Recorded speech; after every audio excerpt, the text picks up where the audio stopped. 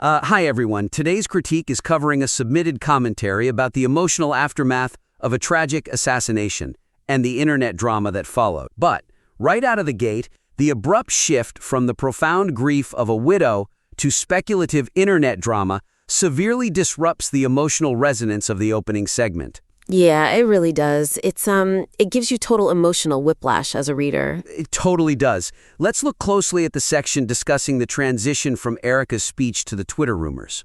Right, because it starts out with these incredibly high stakes. Exactly. I mean, it vividly details Erica's emotional declaration that she absolutely refuses to let evil destroy what her late husband built. Which is just a solemn, gripping tone. You're completely locked in. You really are. But then, literally in the next breath, the narrative hard pivots.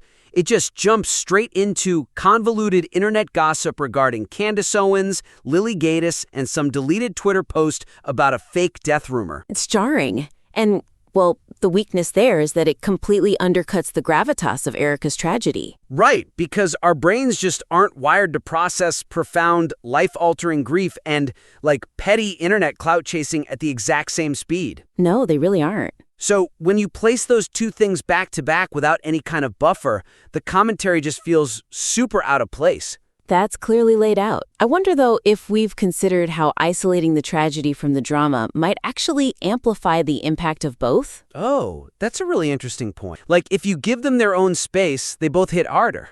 Exactly. Because right now the execution misfires. It demands too much emotional bandwidth from the audience. It's kind of like watching a film. Yeah, a movie that switches from a devastating funeral scene Straight into a slapstick comedy sequence. right, without even a scene break. You just lose the audience's emotional buy-in. You do. They end up wondering if they're supposed to be crying or laughing. So the suggestion here is to restructure the pacing. Deliberately separate those disparate emotional tones. Yes, the author needs to use a clear transitional buffer that honors the seriousness of the opening before just diving into the cynical controversy. Okay, so let's give some concrete examples. What's the most straightforward way to do that? Well, one approach is to just completely relocate the Candace and Lily Twitter drama to a later portion of the transcript. Oh, like pushing it further down the page? Exactly. Like, if you look at the outline, they have an ad read for the Concerned Women for America Title IX booklets. Right, a promotional read. Yeah, so that functions as a natural palate cleanse. If you place the Twitter gossip after that ad break, you've built a wall between the grief and the gossip. That makes a lot of sense. But, what if they really want those sections to stay adjacent? That's fair. If they absolutely must remain adjacent, then they need to construct a transitional bridge, something that explicitly acknowledges the contrast. Like calling it out directly? Yeah. For instance, stating something like, while Erica is dealing with real-world tragedy with incredible grace, others in the space are manufacturing digital tragedy for clicks. Oh, wow, that's good. That really explicitly contextualizes the pivot for the audience. It does, right? It gives the reader permission to change their emotional posture. Which brings us to the next big issue, really. Yeah, let's get into it. The segment detailing the manufactured death rumors relies too heavily on assumed knowledge, leaving the core argument feeling unsubstantiated to an outside listener. It really assumes you've been living on Twitter all weekend. It does. As I understand it from the notes, the argument here is that the missing police report proves the stunt, but the dots aren't entirely connected. The weakness is definitely how it rushes through those data points. Right. It's just a tangle. It mentions deleted tweets, an excuse about a hacked account. The missing police reports, past show associations. Yeah, all of it. But it doesn't clearly map out how that evidence actually proves collusion. It leaves the deductive reasoning really muddy. It's honestly like walking into the middle of a complex, heated conversation at a dinner party.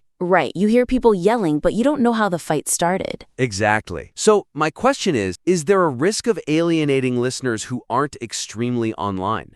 Oh, absolutely. If you aren't entrenched in that specific internet feud, you're totally lost. Right. Is the connection between the lack of a police report and the conclusion of a coordinated stunt fully established in the material? Or is that an area to potentially bolster? It's definitely an area to bolster. Because right now, the text basically just says, she won't show the report, therefore they planned it. Which isn't an argument, it's just an assumption. Exact. So the suggestion here is to unpack the evidence systematically. Right, so the listener can clearly follow the logic of the accusation. Moving step by step from the inciting incident all the way to the final conclusion. So as a concrete example, how do we fix that rapid-fire tangle? You explicitly lay out a timeline, outline it sequentially. Okay, so instead of just throwing out the hacking claim, Right. You say, first, Lily posts the death announcement. Second, Candace denies it and bizarrely blames Israel. third, the hacking excuse is introduced, but lacks the police report to back it up. Yes. When you organize the facts linearly like that, the conclusion that this was a coordinated stunt actually feels earned. It feels logically sound. Exactly. Rather than just assumed by the author. You're building a staircase for the audience to walk up. Instead of just yelling at them from the top floor. Exactly. Which actually leads us perfectly into the final major critique today. The ending segment. Yes. The powerful story of the former critic's ideological transformation is slightly diluted by a premature pivot to generalized political grievances. This was arguably the most frustrating part of the whole text to read. Oh man, it really was. The weakness is that you have this incredibly emotionally charged monologue from a man who used to celebrate Charlie's death. Right, saying things like, good, fuck that Nazi. Yeah, really dark stuff. But then he realizes his own bias after watching Charlie's debates. He actually admits his hatred was just an outward projection. It's so vulnerable. He calls Charlie his hero, reunites with his estranged father.